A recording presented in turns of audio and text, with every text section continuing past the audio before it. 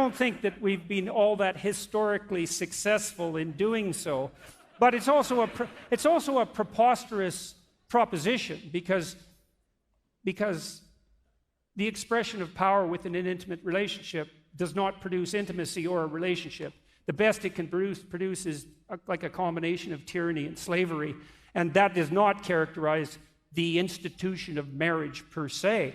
So there is this insistence among the radicals that power is the fundamental motivation, and then you think too, okay, you're only motivated by power. That means that we can only get along if our interests align, because if you're motivated by power and I'm motivated by power and our interests don't align, and there's nothing else but power, then the only option I have is to turn you into an enemy and try to destroy you, because we can't engage in dialogue. That's dialogos. And the reason we can't engage in dialogue is because there's no logos.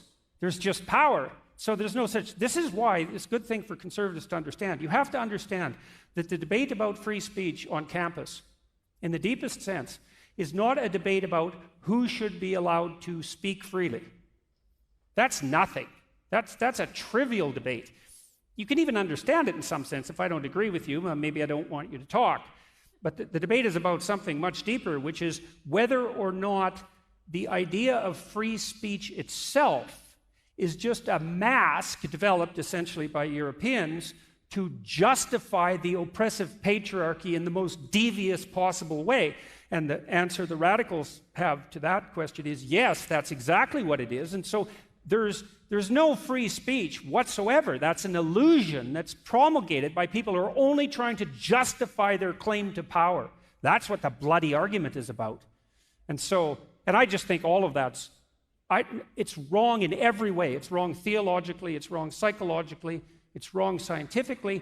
Even chimpanzees who have a patriarchal social structure, their social structures, if they are based on power, on compulsion, they're unstable, and the alpha chimps who use power are very likely to meet an extraordinarily brutal and premature end. So Frans de Waal, the Dutch primatologist, has detailed out this wonderfully. He's shown that even among our closest biological relatives, it's the ability to make peace and to engage in reciprocal interactions that constitutes the basis for a stable polity, even among chimps.